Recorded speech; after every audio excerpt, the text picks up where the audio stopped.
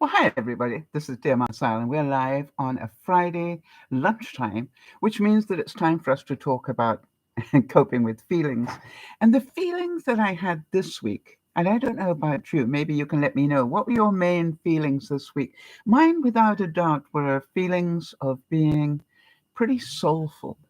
And we're going to be talking a little bit about that and why that's actually something that I strive to achieve. It doesn't happen every week because life gets in the way, but I definitely strive to achieve that. And it was just a good week of that for me, even though it was a difficult week in some ways in terms of feelings. So, for all of you who are not aware of who Dear Mama Sal is, it's not just me. It's a group of people who get together a couple of times a week and we live our lives together. And when I say that, what I mean is that we go through the good, the bad, and the ugly together. Hi there to Jody, our admin, and Jeannie's here as well as backup. Always great to see you guys here, and I thank you for your continued dedication to being here. Um, it's a really fascinating thing to me, quite honestly, that we managed to, for all what over a decade now, have managed to continue to educate ourselves and others. And perhaps the greatest gift to me happened in the last week. As some of you know, our uh, very long term viewer from Tasmania, Lauren, lost her mother last week. And, even with the lead up to that, she had an emergency operation and all sorts of things went on. But the way in which Lauren coped with that just blew my mind. And I'm certain Jody will agree with me on that one. Well, I'm not certain. I don't want to put words in her mouth. But, it was just like, you imagine, not only does she have to cope with the loss of her mother, but remember that we have a situation where Lauren is in a wheelchair and now responsible for her younger sibling. And so, just everything that she has demonstrated in the last week, although she is grieving, has been absolutely incredible. Yeah, Jody's saying, yes, Lauren is a superstar, such a strong woman. And yet, if you think about it, that was not the woman we originally met. And I'd have to say that a lovely woman, and I've always enjoyed Lauren, which is why she's in my sort of inner circle of people. But it's like I've always enjoyed her courage, and she's great inspiration to me in a lot of ways. But nothing prepared me for the way in which she has coped to the last week. And also, while we're talking about that, let's also give some thoughts and prayers, not only for Lauren, that she continues to be able. She's going to have waves of good days and bad days, and good moments and bad moments, right? For any of you who've been through the loss of a mother, you will know what I'm talking about. But while we're talking about that, let's also put up some thoughts and prayers for Nyasha, who went this week for a, a, a surgeon consult. She's about to have major eye surgery, and that is really scary stuff. She's going to lose an eye, owing to the fact that one eye has got infected and wasn't dealt with at the time, and now she is paying the price for that. But the good news is that they hope to save the second eye, which is really very important. But you can imagine, in this day and age of social media and how we live on our phones, what it's going to be like for her to have an eye operation that will probably take her away from that for months, while she recovers. I don't know exactly what the prognosis is on that, but, my sense is that she will not be able to work with computers and screens for quite a while. And so you can imagine, for anybody that would be very traumatic. But somebody like Nyasha, who really needs that screen time. It's her. She lives in a very secluded sort of place in a third world country on a little island, you know, and it's like, you know, it's her connection to her reality. And so, you know, my heart bleeds for her, quite honestly, and it's going to be a difficult time. But if she chooses to, it could be a time for great soul searching and doing a lot of soul stuff without the screen. And it's amazing how many things. What I had recommended to her is prior to this operation, she may want to do a bit of research on what people do who are blind, you know, and so there are so many things that are possible. And so we'll hope that everything works out for her. Um, Yeah, Jeannie was saying, just as we were signing on, Jeannie was saying that she's got some beautiful weather there in Maine, in eastern the US. I'm on the west coast of Canada, and it's beautiful here. It's almost, yeah, it's really spring. There's no doubt about it. Um, and I'm going to be talking more about that in a second. We'll just want to, before we get on to the main subject, birthdays. We had Emma's birthday yesterday. Sandy's twins on the 19th. That's tomorrow. Where are we? We're on the 17th today. I always have to look. Yeah, we're 17th. Mine is not completely gone yet. So she's got on Sunday. So then, and of course, Jeannie, this is the very difficult week for you because I know number one that you, or will be, on the 24th, I think was the day that you buried York. But also, I think it was the same day that you had the fire, or is that my imagination? Let me know on that one. Is it true that both those happened on the 24th? And for those of you who don't know, Jeannie had a major fire in her home a few years ago, and then a couple of years ago, her husband died. So she's been through a lot of trauma in the last 5 years.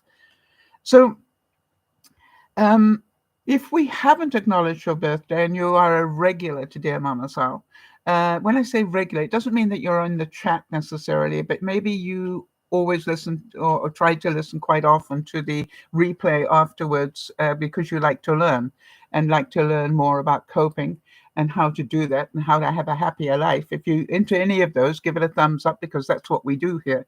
But um, we would like to say that life has its ups and downs, all right? So we try here to make sure that we are never alone. We've got one viewer at the moment that's going through a really difficult time, and thank goodness she contacted me and then kept apologizing for taking my time. And I said, no, hang on a second. This is the very reason that I started Dear Mama Sal, was that you would never need to feel alone, that you would know that if nobody else was there for you, we would be. And so I said, you know, that's the whole reason for being here, as far as I'm concerned. So let's talk a little bit now about soul stuff. And my question to you is, because you're smart people, um, do you do the things to feed? Do you do things to feed your soul or to feed your ego? And if you're going, I'm not sure. Let's think about that. You know, think about your day. How many things do you do in a day that feeds your soul? And how many things do you do in a day that feeds your ego? And how many things do you do in a day that are a total waste of time? And I say that because, you know, I hear so often, oh, I don't have enough time. Uh, we have enough time. It's how you choose to use it that is the issue. So if you don't have enough time to feed your soul, then you will not be at peace. That is my reality. And I learned that the hard way in many ways after a lifetime of high stress. And yeah, I did one of the highest stress jobs in the world. I was a professional speaker and, you know, forever riding on adrenaline. And, you know, it was just like, I am amazed that I'm still around, quite honestly. But, you know, one of the things that I've always try to do is to remember to feed my soul. And that came up for me this week, as you're going to hear. It's said that your soul, by the way, is the identity that makes you who you really are. It is the seat of your memory, and your feelings and your imagination and your convictions and your desires and your affections. In a sense, the soul is the real you, and it deserves to be looked after. So it's not the you necessarily that you show the world, it is the you that you know you are. Um, right. So Jeannie's saying here she took my words to heart and made a date with a friend to have lunch this Saturday. Good. That's, we choose not to be alone. All right. It's up to us. Very good. Jody's saying a mini spa day at home with a manicure and pedicure. It is good self-care for the soul. Is it vanity that feeds the ego? She said, but a bit of both. All right, interesting. So is having a manicure or a pedicure vanity and feeding the ego, or do you think it's soul stuff? I think it's about why do you do it? If you do it so other people will think you look good, that would be ego. But if you do it because it forces you to sit down and relax, and it forces you in a way just to be in the present, which I think a manicure or a pedicure is. Mind you, some people go for a manicure just to have social interaction, right? So that's a different thing. But if you are doing your own and you're taking an hour off just to beautify yourself for your own self-esteem, I think that's it. All right, yes. Jeannie's saying, I had a pedicure today. Massaging my legs was wonderful. Yeah, Jody's saying it, having doing her own manicure or pedicure makes her feel better about herself. In which case, keep doing it. And that's the very point that we're making here, is that we need to look after our soul. And if we can do that, we will be much more at peace. Um, I want to let you know that Yvonne came to visit. As you know, she came to visit me last Saturday. And one of the things she said to me, well, actually, first of all, one of the things that always amazed me is how much ground we cover in a few hours. And you've probably got a friend like that as well, where the moment she walks in the door, we start blah, blah, blah, blah, and then blah, blah, blah, blah, and then blah, blah, blah. And it's you would think that would be stressful, but it's so magical to me to have that moment where I can just be absolutely who I am, and I can vent on one moment and I can be going, oh, you got to see this in the next moment, because I know she is genuinely interested and genuinely loves me for who I am, all of who I am. So at one point, I was taking her to show her stuff and she said, but you haven't shown me the back garden. And I said, what? She said, didn't you plant something in the back garden that you were telling me about and I haven't seen it? And I said, yeah, I put some lettuce in there. Well, I want to see that. It's like she genuinely takes interest in my stuff. But what I wanted to say was she said something that stopped me for a second. I know that's unusual. But she stopped me for a second. She said she'd really noticed how I'd changed my life and incorporated so much soul stuff into it. And I said, really? And she said, yes, think about it. You have evolved your life in such a way that you spend your life now growing things, creating things, and solving problems. And she said, you grow things, including people. And, and it was just like, yes, growing and nurturing. And that's what she said. She said, Sal, I've known you for a quarter of a century. And you are at your most authentic when you are growing and nurturing. And experimenting. Let's forget that one. We'll talk more about this on Sunday, but, and experimenting, right? And she said, that's your absolute core.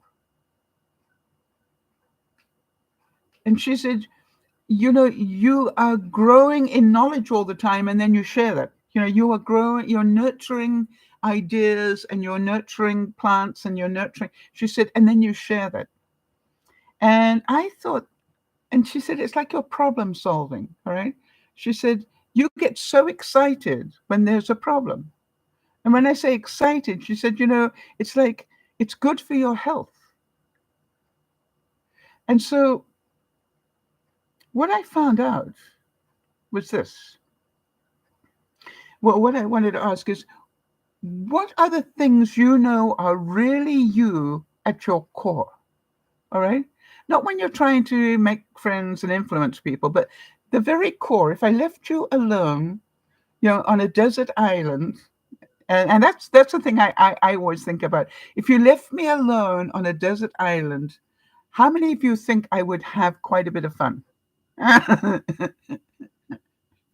I mean, presuming I'd found water and some way of, feeding myself.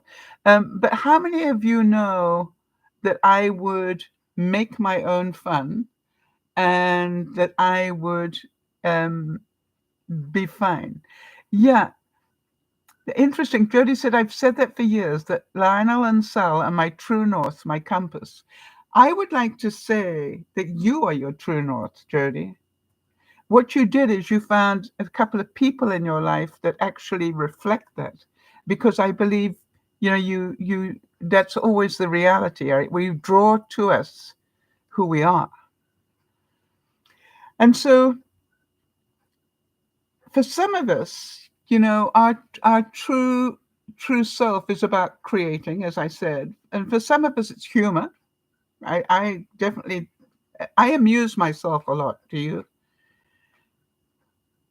Yeah, Janie's saying if I were on desert island, she thinks I would grow my own food and make friends with the animals and have a grand time. Yes, I wouldn't be lonely, I don't think. Um, and I'd probably find a way of documenting it in some way so I could share it later. I'm not sure how I would do that, but I believe I would. Um, Yeah, it's interesting, isn't it? It's just like, now, would I be scared? Yes, sure. And would I? But I think I'd stay in reality to quite a bit. How many of you watched that movie Castaway? All right, which is, it was amazing what he did to survive, but there was also that time when he thought, he didn't want to, and it was just like it is an amazing sort of journey. And so for those of us who remember that if you like humor, if humor is at your core, you will find that you entertain yourself a lot. In other words, you'll make a mistake and you'll start laughing. Just I laugh about it just even thinking about the mistakes I make. Hi, Gemma. Wow. Okay, so this is a health update from Gemma. She said, I went back to hospital about my ongoing foot pain. Consultant did another ultrasound and found something. Good girl. I'm booked for surgery on the 24th of June, and let's hope the pain stops after that. You see, this is called being your own advocate, health advocate. Boy, did Jody teach me that one. All right. If at first they don't listen, be the squeaky wheel until they do. It's like, and by the way, if they say, I found this one in case any of you have this one. Well, it might just be your age, or it's because for all the time I was a smoker, everything was because I was smoked. And then I found that, it didn't matter what was going on. It was, well, you're a smoker. So I'd go, yeah, but what if this has nothing to do with smoking? And then when I quit, it had to do with my age, and it's like they got these hooks that they hang things on. Yes, Gemma's saying, so me saying that I'm in pain and they don't listen. They tell me to have a physio, etc. Yes. So this is about, what I found I do with my doctor, which is when he hooks me onto one of these, I think they do it without even thinking. I go, okay, but just for a second. I've talked to you about this twice, and twice you give me that answer. Just for a second, what if it isn't that? What test would you want me to have if you knew for sure it wasn't that? Jody's saying, yes, I preach self-care and the importance of being the best health advocate. After all, who knows your body better than you? Speak up until somebody listens. Yeah, absolutely. And, you know, the other point is if you don't care about your body, why would they? So Gemma's saying also he did an ultrasound in November and didn't find anything. This is like, okay, this suddenly appeared. So a first of all, Gemma, well done. I'm so proud of you. And how does that feel that you actually went and said, this is, I need you to take another step, whether you want to or not. I need you to take another step. This is my body and it hurts and there's something wrong. And then, of course, the moment that they find what was wrong, all right, how do you feel then? Did you feel vindicated? Did you feel that you had looked after your body? The funny thing was, Gemma, and I need to say this, that couple of years ago, I had a really funny twinge in my armpit, just a little bit lower than my armpit, probably about here. There was a funny twinge. And I thought, I wonder what that is. And then a couple of days later, I got another one. And Jodie's saying she remembers that. So I must have talked about it. I got this funny twinge. When I felt the third one, I literally phoned up and I booked a mammogram. No lumps, no nothing, just this funny twinge. But it was an unusual twinge. You know what I mean? It was something I had never felt before, and I didn't know what it was.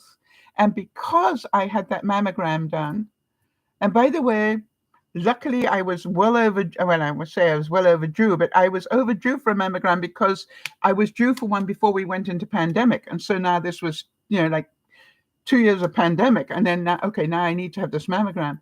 And that's when they found the cancer and it was just forming.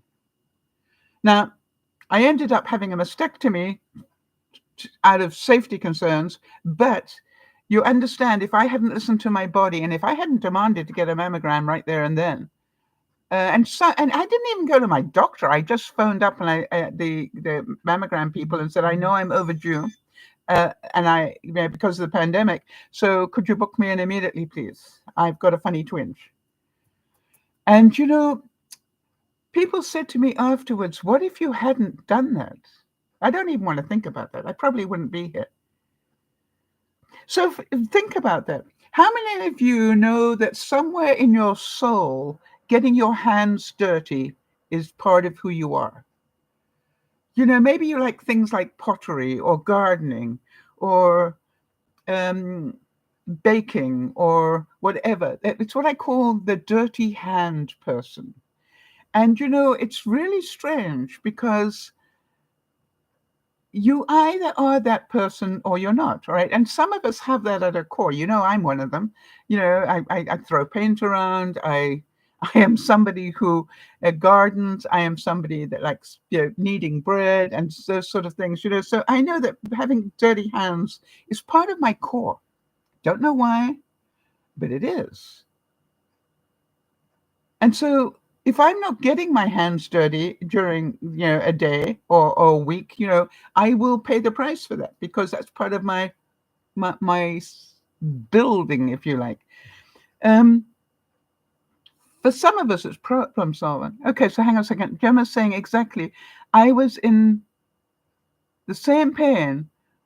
I had some surgery before. I knew the signs. Also, if I waited for this surgery, it would be over a year's wait. All right. Fortunately, I've got private health insurance. So well done, Gemma. This is the whole thing about if you care enough.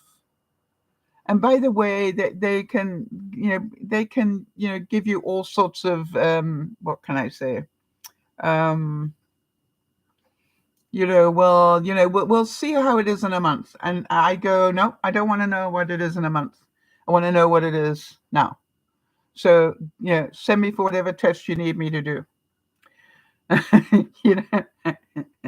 And the reason is I know my body and this is not normal. So even if you can't feel it, I can. All right. So Jodie's saying that her core creativity is about food. Yes, I know that. I was going to get to that one as well. I enjoy the process of creating meals from scratch. And I like the aspect that it's temporary. Food must be enjoyed and appreciated in a very limited timeline. You know, the other thing, the reason I know that to be true, Jody, is because I know you, first of all, but also the reason I know that to be true is you're on a very limited budget. And I know that to be true. And yet, on your very limited budget, I know what you buy because we talk about it. And I'm going, if I were on the limited budget that you are, I don't think I would be buying those things. But it told me about where your essence is, all right? And your essence is in creating not just food, but delectable food, all right? Gourmet food is your thing, even on a budget that's stretched to the core. And so to me, that always amuses me. Um, and I because it makes me chuckle because I go, yep, there she goes. you know, yeah, I found out that buying on Amazon and things like that is part of my joy. You see, I think it is. I get Christmas all year long, and I get to choose what I want to have. And it's just like people say to me, "Really?" And I go, "Yeah, I just buy little things, but little things keep making my life better. I got a little thing today."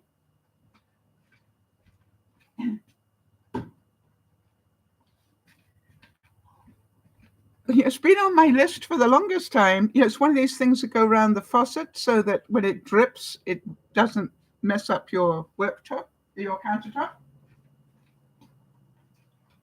So now, and then it drains into the sinks. Now, it's like, could I have lived without it? Yes, but I've always wanted one of those. And my sink area is definitely looking cleaner every week. So I'm really proud of that.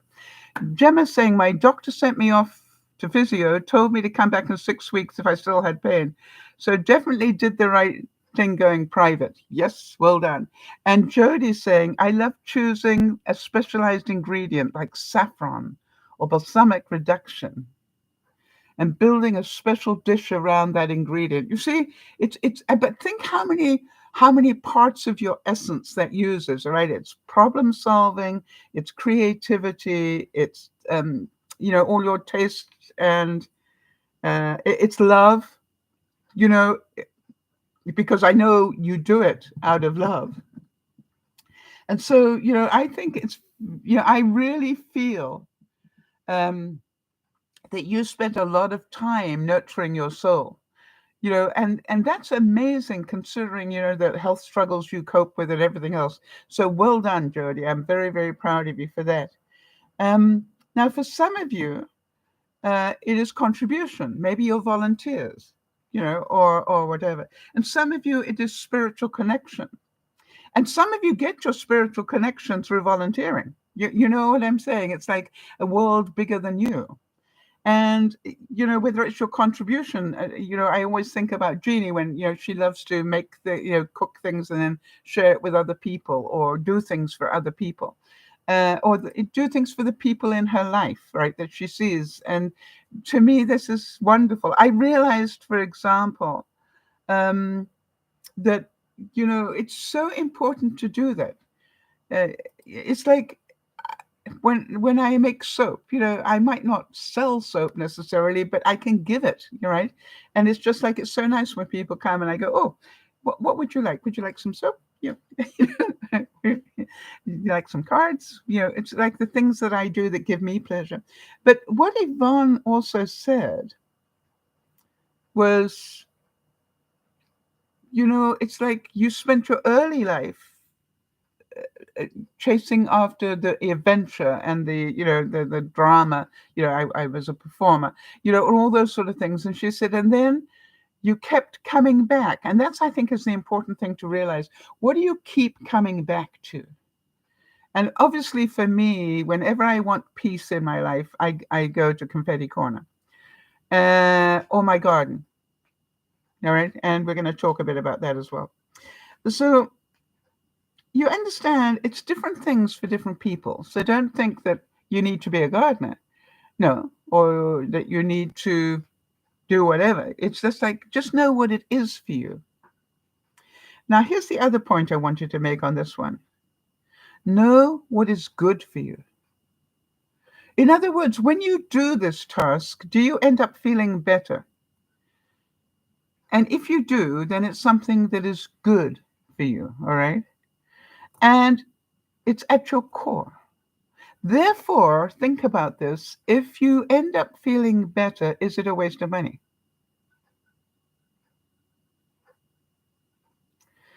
All right? Uh, and is it a waste of time? You see, some people will go to church and learn to relax because it's like a guided meditation, if you like. I mean, no disrespect to the church in that. It's just you. I just want to get over that point. Some people meditate at home. Some people, um, you understand it. We have different ways of doing different things. And so, if you are a spiritual person, going to church is a vital part of your core. All right. It's time for you to get in touch with what is good inside you. It's a time for you to remember to do all the right things. It is a time, if you think about it, what is so important about for those of you who have faith and go to church is the reminders you get every week, all right, about being a good person.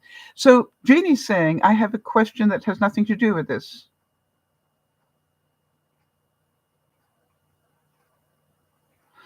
Interesting. She said, all right, this is a question. She cooked corned beef and cabbage today in a crock pot.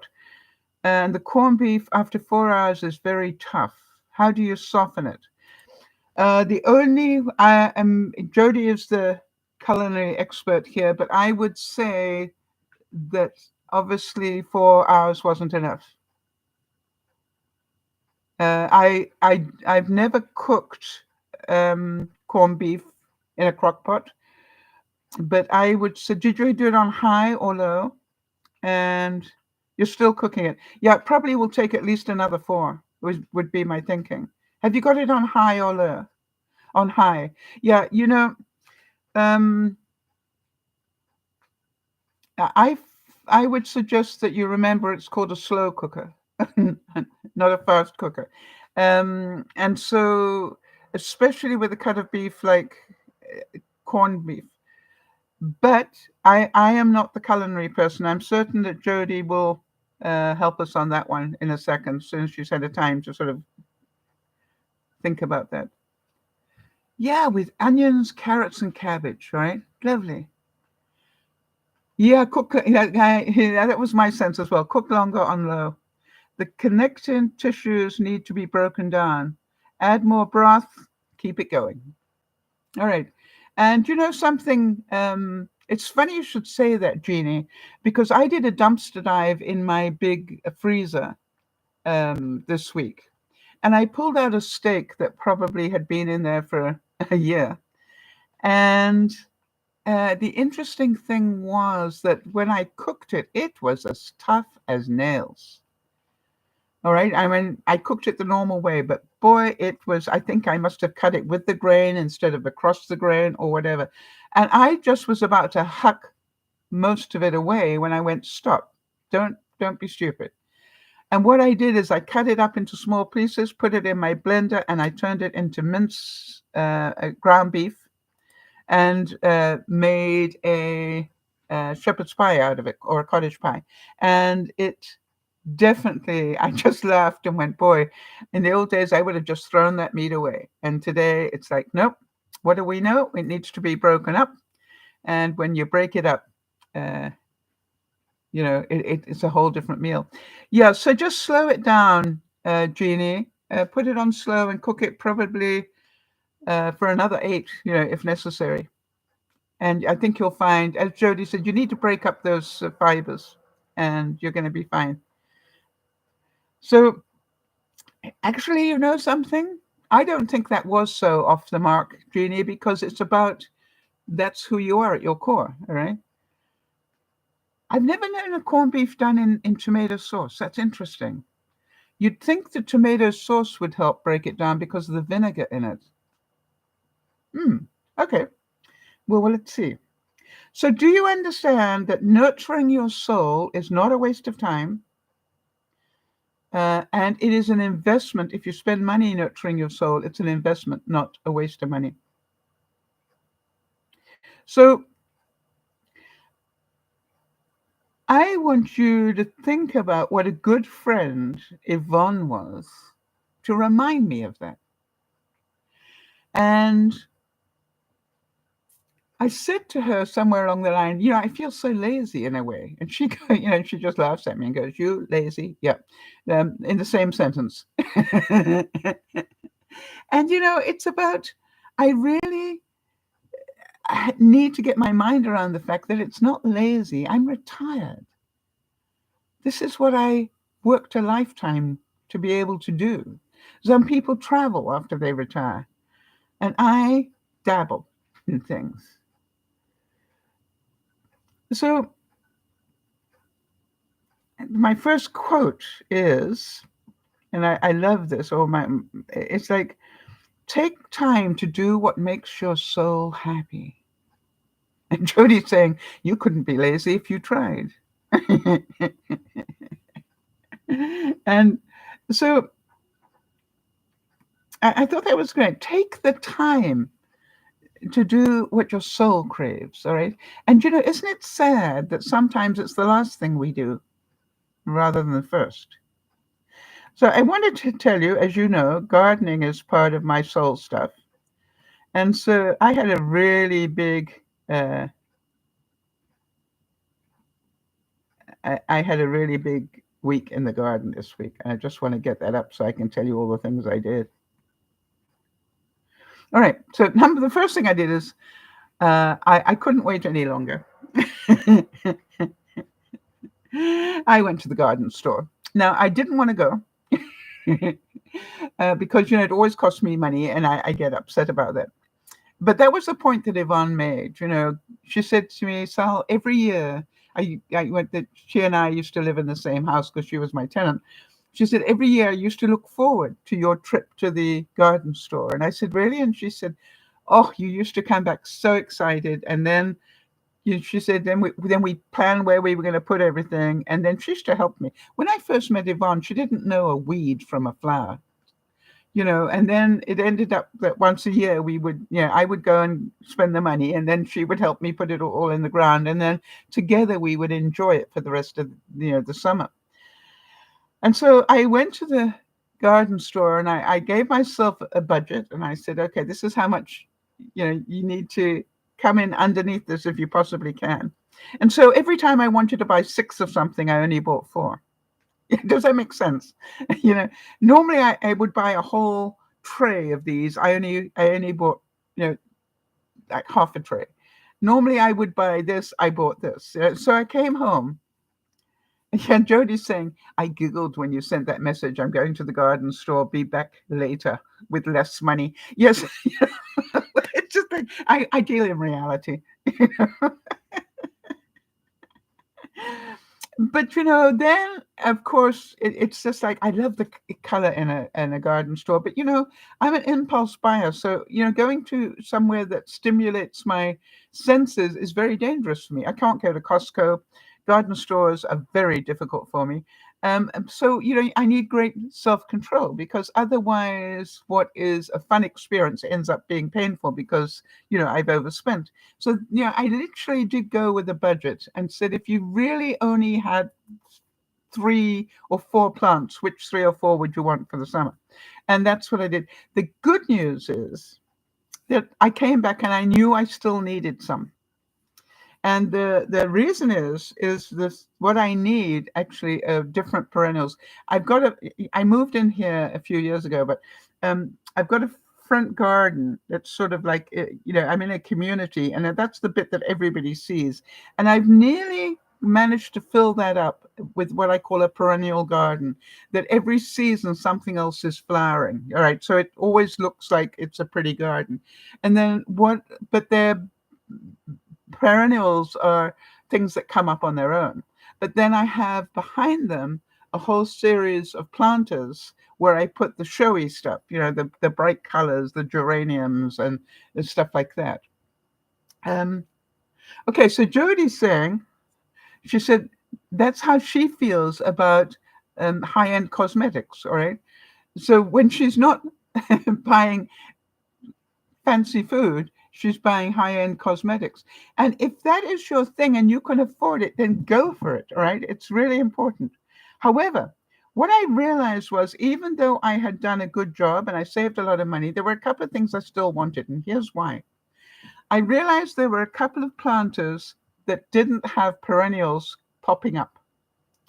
What I call the base, the core of the garden, that I could plant 1 or 2 annuals around it and it would look like a really good show. And so what I did is I waited until Thursday, which is when Ciora comes. And Ciora is a lady who comes to help me with my garden and do things that I can't do on my own necessarily. And she comes, once a week. And I said to her, I need you to do me a really big favor. And I said, I need 3 perennials, and I showed her which pots I needed them for so she can get an idea of what color the pot is and where it's positioned in the garden and what we need. And so then I said, and I want to replace 3 roses. Now, I'm going to sneeze. Oh.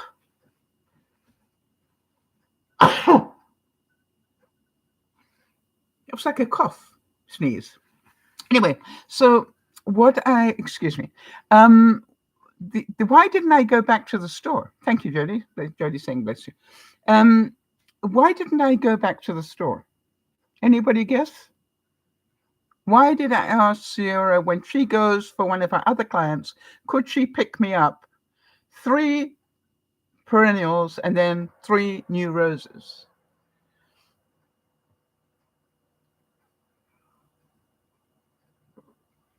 And this is really important to know the difference. Yes, Jodie. Jodie's saying because she would not impulse buy. Actually, she probably will, because she actually loves doing stuff like that, right?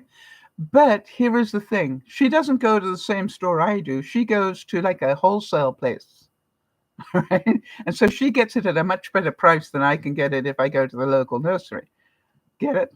It's very smart shopping. So she will be able to get me my 3 new good perennials, probably already quite a decent size, and 3 roses at probably the price I would pay for a couple of roses. Does that make sense? So therefore, I get a double bang for my buck, right? So that feeds my joy because I'm going to have those sort of things, but also it doesn't waste money. It's clever. Now you're going to go, will I pay Ciora to go do it? Yes. But, even so, it saves me money. It's really incredible. So now the next thing I did, and I have to share this with you, at the front of my house, and this is about getting creative. All right. So at the front of my house, I've got this gorgeous maple tree. I don't know if you can see, I'm training it to become a giant umbrella. You can't see all sides of it, but it's literally, and we're waiting for this branch to come down over here. We're going to weigh it down. So over the last 4 years that I've been here, I've been training it, and you can see here that it's doing a really good job. And obviously the sun was on the other side. It's so beautiful and majestic, yes. But here's what I did. I don't know if you can see this. Let me see if I can point to it. Can you see here? I have got a basket hanging. Here's another one right here. And all the way around, I have got these hanging baskets, and they're filled with shade-loving perennials, annuals.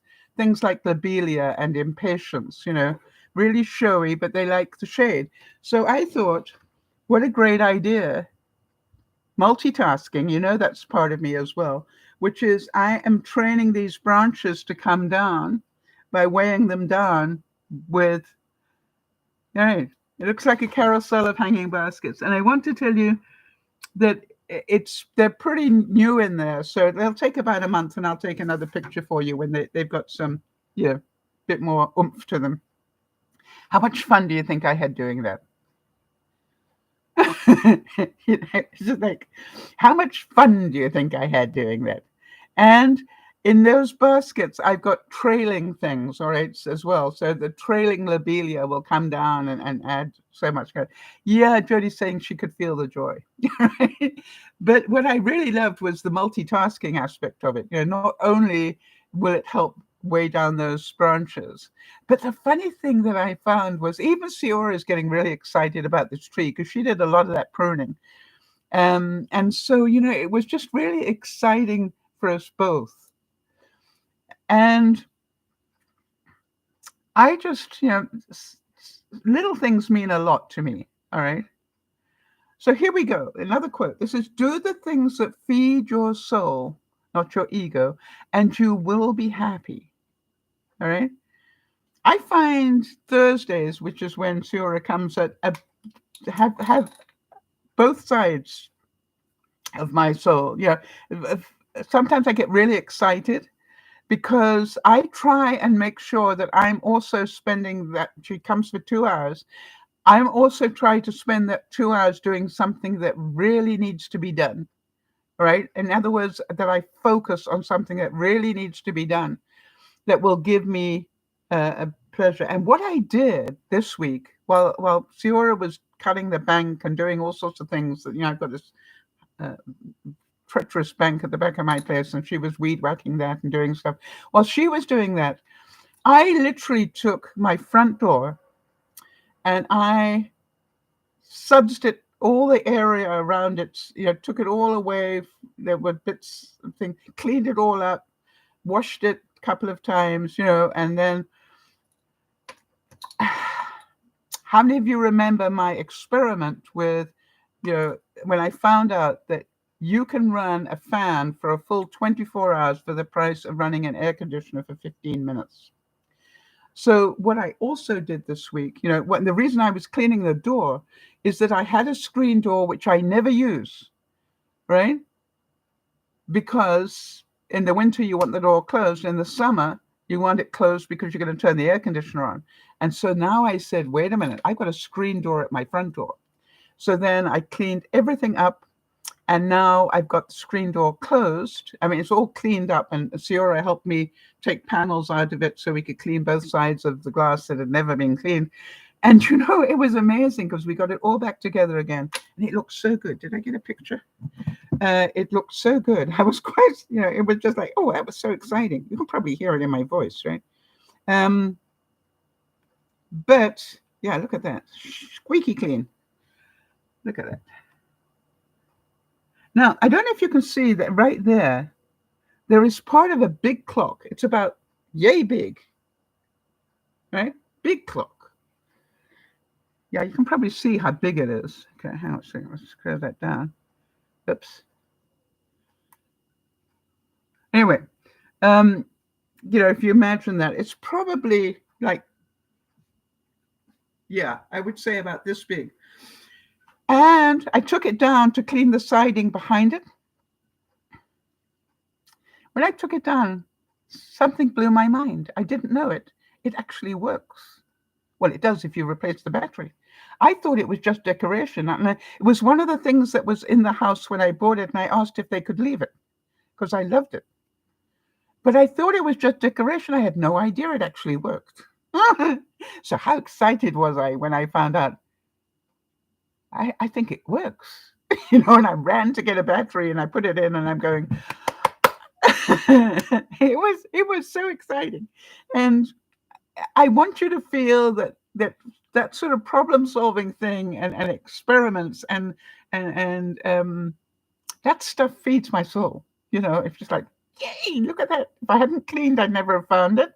And I cleaned and found it and got a twofer because I've now got a clean front door with a screen door. Now, here's the other thing.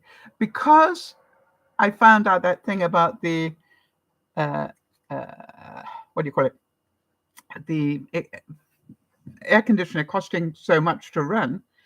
I have bought a double fan in the hottest rooms in my house in the summer. This room, because it's got a skylight and it's got that behind there is a greenhouse window.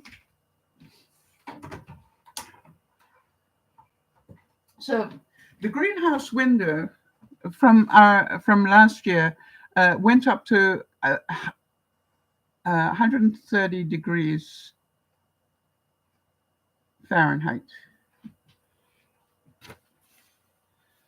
Yeah, about 54 Celsius. It's hard to believe, but it really did. I could have cooked on it. All right. I could have put a fry pan in there and cooked eggs. It was that hot. So what I know is I can't use it for plants in the summer because I'll just fry them. And I've done that a number of years in a row. And so now I know, move the plants to here, where they're still getting the light from the diffused. I've got a cover over my skylight, so it's diffused light, but they're getting the light. But what I did was I was aware that this room in the summer gets to be over 90. That's pretty darn warm. So what I've now done is I tried to think, what can I do now that I know about the air conditioner? I will still use the air conditioner in late June, July, right? But what I want to do is try not to use it until later. So in my dining room, which is the room here, in my dining room, it's all open plan. There is a big bay window there. And I've got the shades down because they're these filtered shades. So they still let the light in. Can you see that they still let the light in, but they actually shield the heat from coming in? Does that make sense? So I got those all around the house. So what I did is that I opened up the one window and I've put in a double fan. And what I like is this double fan can work either way. You can just literally turn it around and it becomes an extractor fan, or have it this way and it's bring air from the outside in type fan. Now, I've got a feeling, I could be wrong, requires an experiment. As soon as I use that word, I'm feeding my soul. The experiment is, does it cool the house better to pull the hot air out and pull the cooler air from the back of my house and from the middle of my house with my big patio door out onto the covered deck? Does it cool this room down more to pull the air out or to push the air in? All right.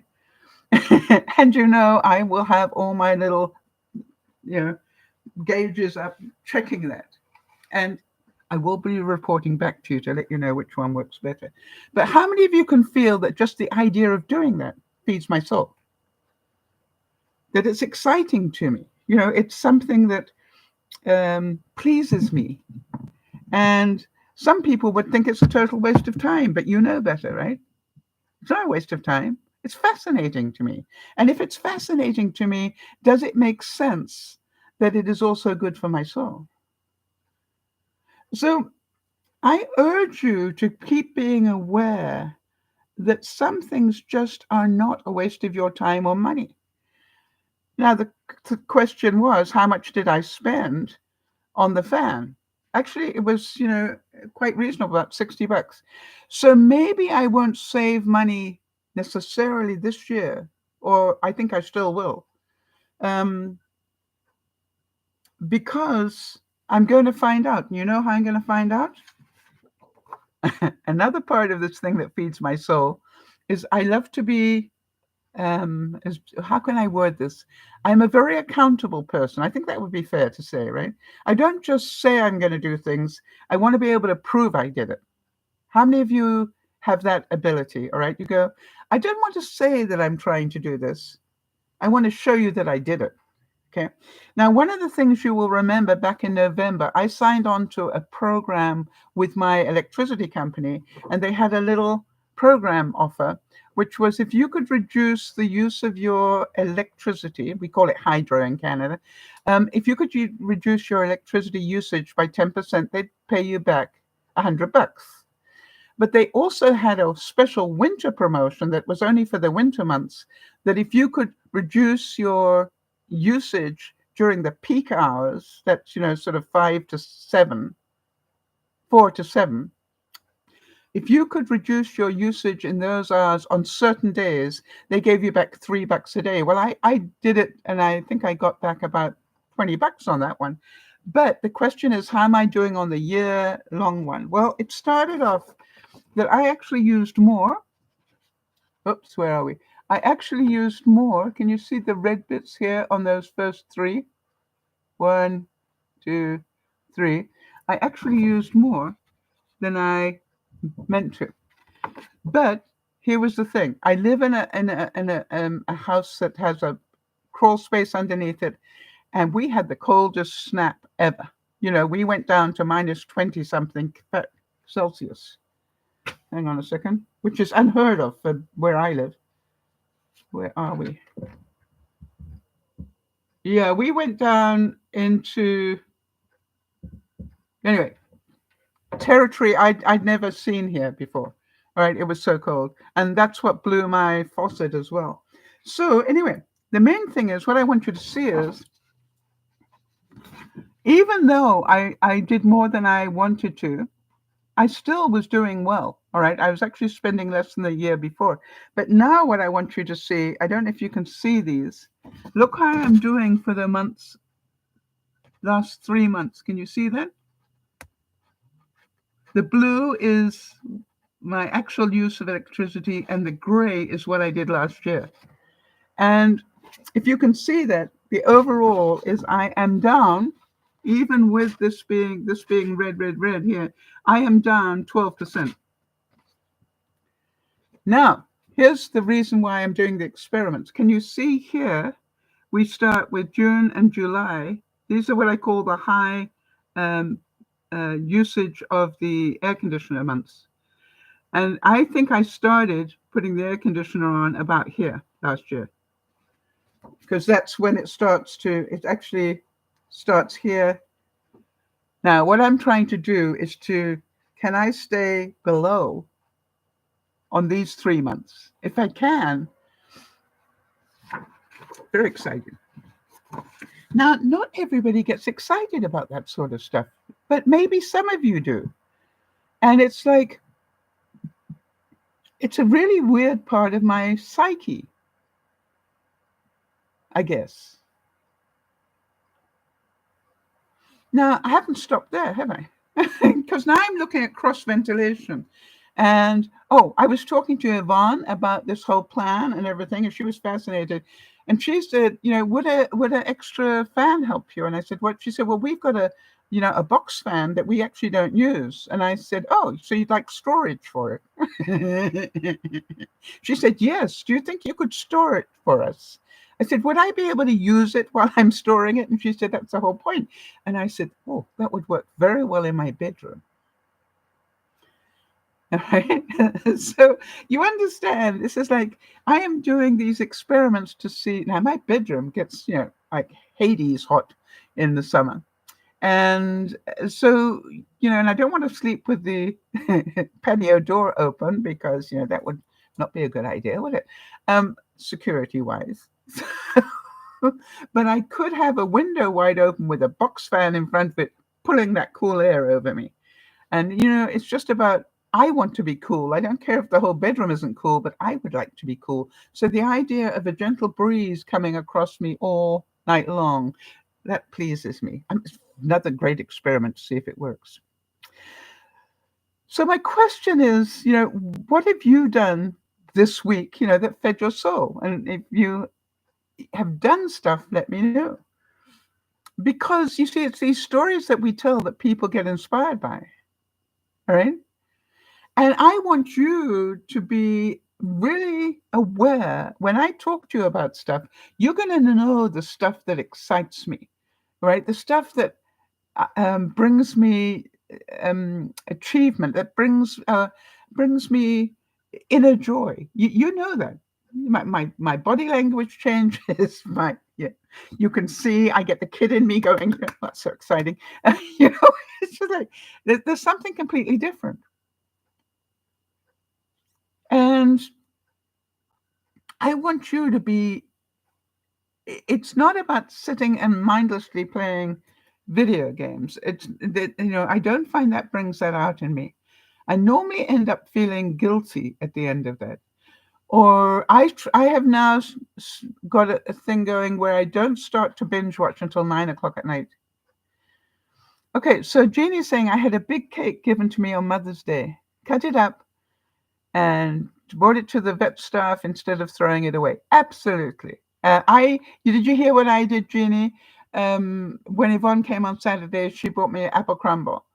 Right? She buys it from Walmart every time she comes to visit me because I love it. And what I did was that evening I was going across to my neighbor. So I said to Yvonne, I just, transparency here. I want to take it over to Betty Ann because I'm going there for dinner. Are you okay with that? And she said, it's yours. You can do with it whatever you like. And I said, okay, fine. So I took it. But the funny thing was Betty Ann and her family were aware that it was my, monthly treat. And so they all had some, but they had little bits. So they still enjoyed it, but then they sent me home with nearly half of it. It was very clever. Downsizing. Anybody? Did you get anywhere?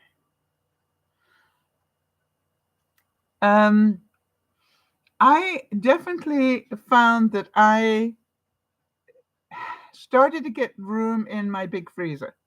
And as fast as I started to get room, I decided to treat myself and buy some chicken. For those of you who don't know, that's the first time I bought meat all year. And these chicken breasts were on a very deep cut special, and I decided to buy some.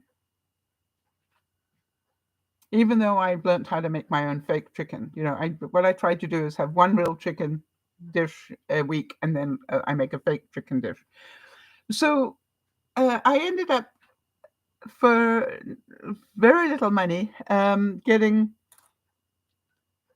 7 beautiful chicken breasts. So that was great. Excellent. So Jeannie's saying downsizing is why I cooked the big corned beef. It was in my freezer. So when you finished with it, Jeannie, are you putting the cooked corned beef back in the freezer? If so, can I suggest don't make all the vegetables to go with it. All right. It takes much less if you just slice the corned beef and package it. Let me show you what I'm talking about. Oh, yeah, too much work.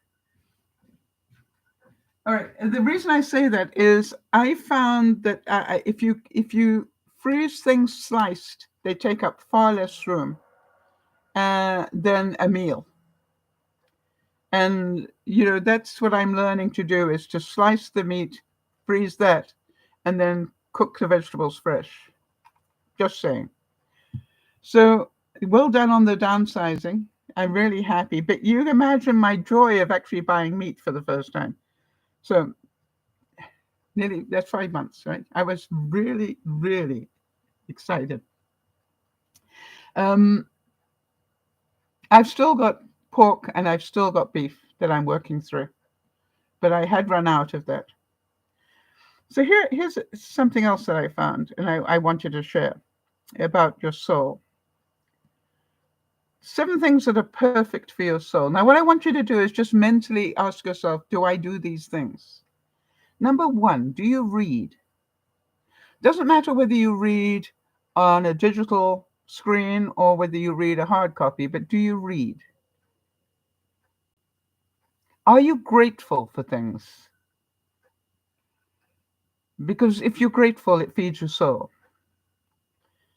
Do you meditate in any way, whether it's go to church or, yoga or whatever it might be? Do you meditate in some way? For those of you who pray, it's a form of meditation, isn't it? Do you have compassion? I find it really interesting, Jody, that you and I I believe, had so much compassion for Lauren and the trauma she was going through with her mother, be it those 2 weeks leading up to her passing and then her passing, that we were the ones that ended up with the nightmares. I find that really interesting. And that is because we were so busy supporting her. I believe that we were so busy supporting her through that, that we weren't verbalizing our I want to say terror and trauma. And it was, to me, it was like, and our compassion, right? It was just like, now our brains have got to filter all that through. and but the new what I really loved about us, Jody, is that we could talk to Lauren about it. All right, so Jeannie's saying, I've just finished rereading Sense and Sensibility and Pride and Prejudice. Um, and I think it's really, I love that they're both Jane Austens. And of course, they're both incredible stories. Yeah. So well done. Jodie's saying about Lauren and her mom's passing, we're very connected. And it didn't surprise me that we both had nightmares. No, it didn't surprise me either. What I thought was wonderful that was we could share that, and after it was all done, that we could share that with Lauren, so that she knew she wasn't alone in her nightmares that I'm sure she's having. By the way, how many of you know that laughter feeds your soul? One of the reasons I love having visitors is because I always end up laughing a lot. Most people end up laughing a lot at me, but I end up laughing because they're laughing at me in a nice way. And for those of you who know you have this at your core, kindness feeds your soul.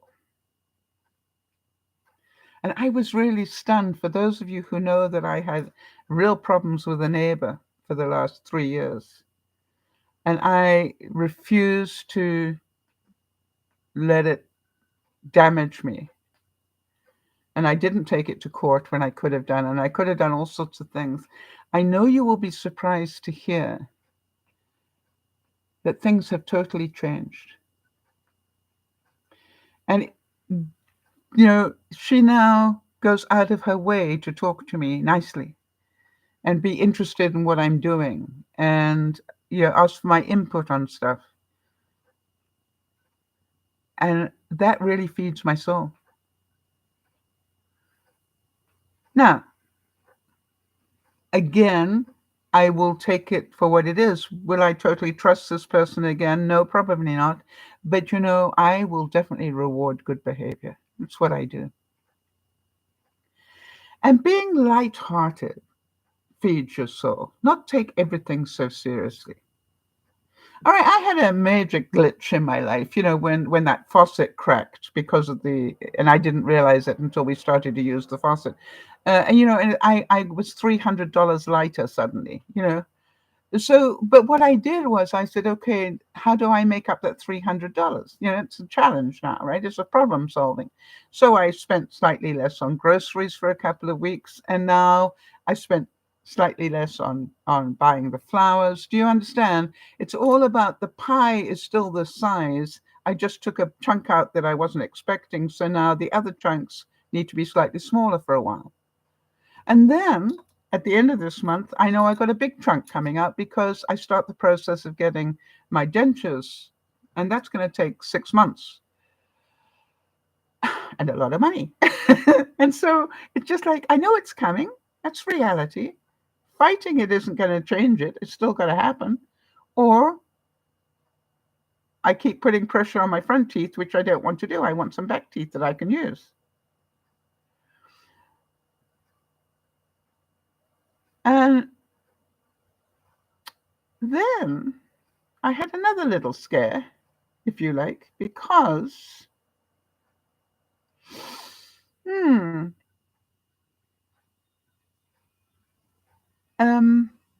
I knew that my A1C was coming up, and I was pretty sure I was not going to do as well as I normally do. Now, for those of you who don't know, I am what they call pre-diabetic. That means that I am less than perfectly healthy in terms of my sugar intake. I'm in this middle zone. And if I'm not really careful here, I will end up a diabetic. All right. So I'm what they call pre-diabetic, which is most people end up on medication here. And I have chosen not to. I have chosen to control it with my eating. We know that diabetes happens in the kitchen or in the candy store. So to me, it was like, um, I managed to have a doctor that knew that I had the ability to control it if I wanted to, and gave me the chance to do that. And I've been doing that for 6 years. And to give you some sort of idea, ideally, you want to be under 6 on your A1C. And I've been sort of 6 and 5.9 and 5.8 I got to at one point. And I think 5.6 I got to at one point, which was really interesting. But I knew this one was going to be not so good. And the question was, how bad was it going to be? Now, you're probably saying, why? Well, do you remember that not so long ago, I had a little trauma happen with somebody, and I ended up making creme brulee, which is, mostly sugar. And I didn't just have one serving, I had four, the whole packet. I had the whole thing that should have been four servings. And then that same day, I had four Mars bars because I was really angry. And you see, I punished myself. But you see, I can laugh at myself because I knew what I'd done. Now, the question was, should I delay my A1C for another month um, to give my body time to process all that sugar? And then I thought, nah, let's deal with reality. Let's see how bad that was. And it came back, and so instead of 6 or 5.9, it was 6.1. Now, will my doctor mention that? Of course he will. And I'll just laugh and go, it actually turned out to be not bad considering four Mars bars and, four helpings of creme brulee all in one day. I just hadn't had time to process that out of my body yet. How many of you can understand? You see, I no longer panic about this thing. I know how to bring it back down again. Jody taught me that. And that's the other thing that's coming up for me, which is I have to have my first physical, post-cancer physical. In the cancer clinic said I need 2 a year. And quite honestly, I've got some moles that have popped up where my boob used to be. That I think are growing. 3 of them. So when I do my physical, obviously my doctor will look at those, and it is possible I will need to have those taken off. So, a bit scary, probably, yeah. But, better and better you get it dealt with. Or that's what works for me. So I'm going to be doing that, I think, on the next Tuesday or Wednesday. But I'll let you know, obviously. How about this one? Stay close to the small and free things that comfort your soul. All right? And so there's so much joy to be had without spending money.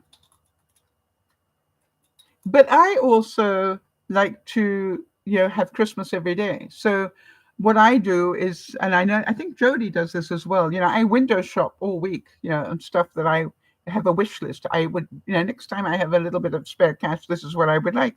That faucet surround was one of them for my kitchen. And, it's funny because every now and then I go, oh, within my budget, I actually got room for that. So then I buy it. And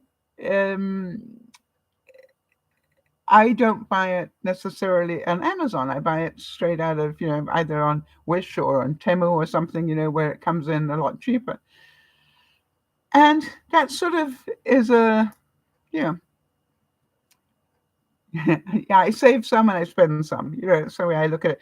But what I like is I window shop, and then at the end of the week or twice a month, I will go through the cart and I go, yeah, I really don't need this, and this. Right? But I would really like these. But if this, and this end up on the maybe list, then if there's a price drop on those, sometimes I will go, now I want it. Now that the price has dropped that much, I would like it, right? So the whole thing about looking after your soul is, as Jody would say, it's self-care. It's not about, it's not so much about anybody else. It's about what will make you feel better about you today. And it's so many small things. And if you don't believe me, start dividing your day up into hours. All right. And I know a lot of my viewers are either retired or are not well and not working necessarily, or are housewives or whatever. And what I want you to do is ask yourself at the beginning of each hour, what can I do to please me right now? And even if it's start planning what you're going to do, maybe you need an hour for a pedicure or a manicure or something. If that is so, then, just even planning that hour is good for your soul. It's the one step towards it, right? And one of the things that Siora was talking to me about is it amazes me how you keep taking these steps, because every time I come back, I can see how busy you've been. Now, this is the lazy person. She said, I can see how busy you've been. I can see the progress you're taking. And you remember that I had her build me a little nursery bench. Well, actually, it's quite a 6-foot long type nursery bench on my deck. I can get to that 12 months of the year and get my hands dirty. You know what a difference that made in my life? And now I'm creating the perfect area. Like, first of all, I got the area, but I got way too much junk there. So I need to downsize and downsize and downsize until I've got a working system. And that's taking a lot of hard work. But downsizing is getting rid of clutter. So, or organizing it better, right? So what I do is every morning when I want fresh air, because I try to make sure I get at least half an hour to an hour of fresh air every day. And regardless of the weather, I can go out on my deck and downsize. All right. In the winter, I wear, a heavier coat or a parka or something, but I can get out there and breathe in fresh air and still be doing stuff. So I look at, and by the way, at the end of that, I nearly always do more than I expect. And I also know that when you downsize, you start off making more mess than you thought you would. You think if I downsize this, it'll end up tidier. Not in the short term. I'm certain all of you have found this out, because you start off having to move everything into an area so you can see what you've got, and then purge it, then contain it, and maybe repurge it before you contain it. And then it's a case of, where am I going to put it? And that's the next problem. If you haven't got enough room to put it, you need to go back and repurge it. Or wherever you thought of putting it needs to be cleaned up as well. So sometimes it ends up being twice the work that you thought. I think I told you that I cleaned out that cupboard there last week. And I know it needs to be done again, because although it's much better than it was, it's still cluttered. Right? So therefore, I haven't done it the right way. More stuff needs to go out of there and into the pantry. And this cupboard here is my next thing, right? You can't see this, but on the bottom level here, I've got the lights, I've got a clock, I've got pens and pencils and things, and the laptop. The next level, I've got shoe boxes full of papers and crud, and then up a bit more crud, right? So I know that I need to get all that down, and if I do it right, I'll be able to only put half of it back. But I can probably tell you that if I could put only a quarter of it back, that would probably be the right thing to do. How will I do it? And this again is about, I've learned this the hard way. I will take everything out of this cupboard, absolutely everything, and I will put it on here.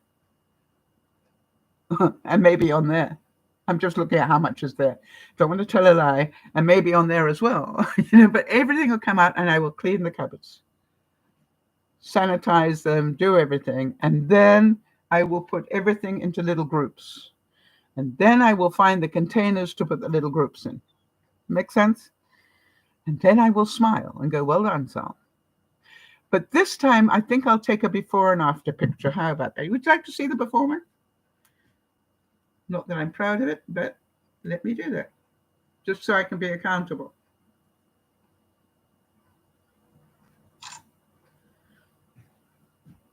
Okay. Exciting. How many of you are excited about this? Okay. All right, so here we go. This is the cupboard starting at this level. This level. Oops, get it straight, so. Right, that's the cupboard. This is underneath the cupboard. That's my tablet there, and my phone normally is on this side here. Then on here, this level, we have, get it straight, the two lights either side of my laptop here, right? Got it? The next shelf, see the crud in there?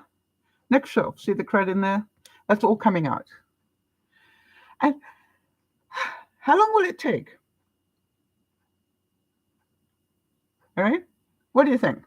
An hour?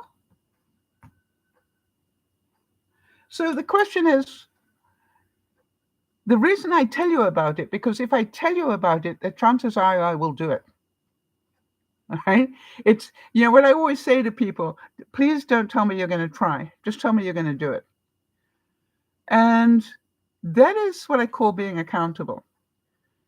So the question is, downsize that a second time or downsize this the first time. I think I'm going to downsize this for the first time because that now there probably will not take me a lot of time.